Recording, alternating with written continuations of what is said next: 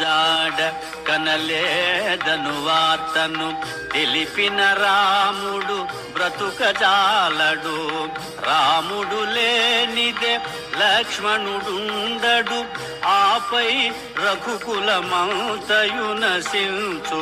ఇంతటి ఘోరము కాంచినంతనే సుగ్రీవాదులు మడియక మానరు అని చింతించుచు పుష్పకము వీడి మారుతి చేరే ప్రాకారము పైకి.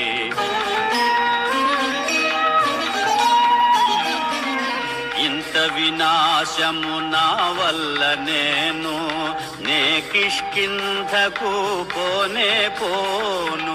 వానప్రస్థాశ్రమవాసుడనై నియమనిష్టలతో బ్రతుకువాడనై సీతామాతను చూచి తీరేదను, లేకున్న నేను అగ్ని దూకెదను అని హనుమంతుడు కృతనిశ్చయుడై నలుదెసలగనే సాహసవంతుడై.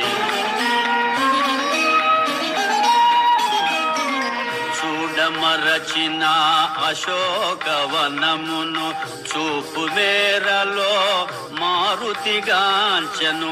సీతారామ లక్ష్మణాదులకు ఏకాదశ రుద్రాది దేవులకు ఇంద్రాదియమా వాయుదేవులకు సూర్యచంద్ర మరుద్గణములకు వాయునందనుడు వందనములిడి అశోకవని చేరెను వడి వడి.